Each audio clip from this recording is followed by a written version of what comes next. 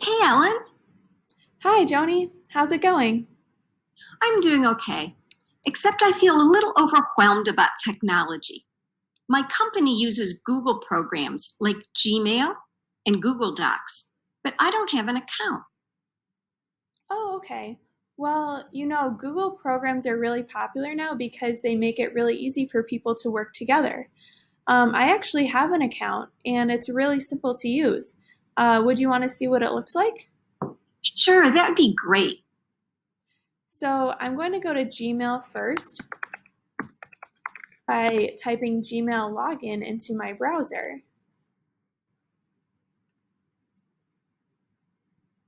And I'm already logged in, so it's just going to take me straight to my email.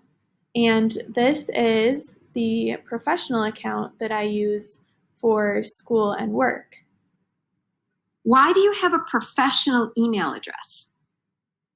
Just to stay organized, it's good to keep all of your job related communication separate from emails about personal topics or social media or online shopping. If you have a job right now, you'll probably need to keep in touch with your employer and coworkers using email. And if you're a job seeker, potential employers might see your email when you apply for a job.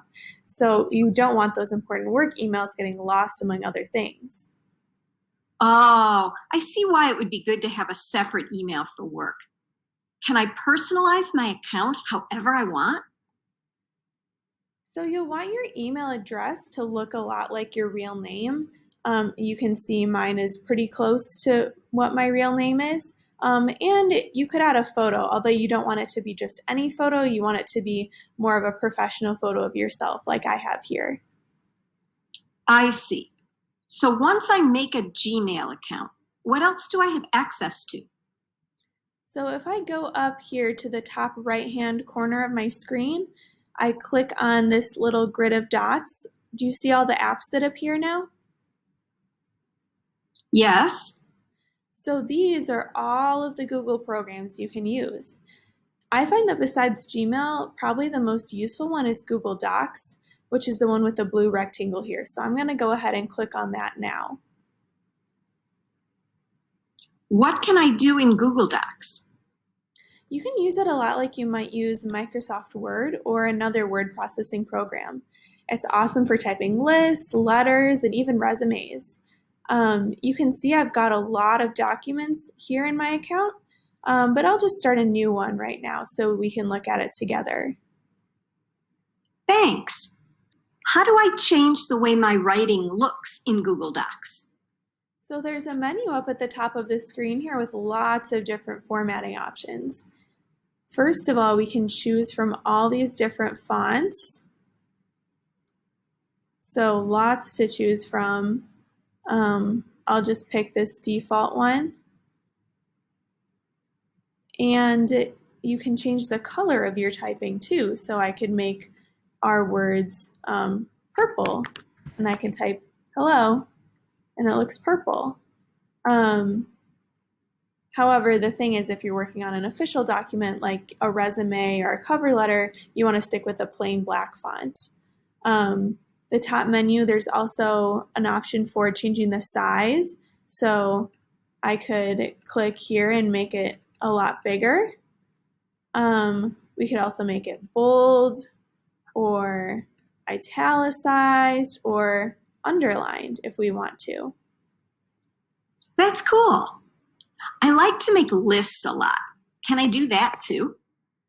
Absolutely. So over here towards the right hand side, we can click these little numbers to make a numbered list. So I'll just type hello. Or if you prefer bullet points, you just click the next button over. Well, that would be great for making lists and working on my resume as well. When I finish a draft of my resume, how do I send it to my job coach so he can review it? That's a great question. I love that Google Docs makes it so easy to share your work. So we can just go up to the top right hand corner to this big blue button that says share. And then we can just type in our job coach's email address in this box. Oh, that's easy. Now, I know I don't want my work to get lost. How do I save it? That's another nice thing about Google Docs is it actually saves on its own. So you don't need to click on a save button like you would in Microsoft Word. Oh, okay, so I don't need to save. Now, when I close my document, how do I get back to it later? There's a few different ways. So let's say we close this, then I could go back to my Gmail page and click the blue square like we did before. Or another thing I could do is go to my browser and type in Google Docs.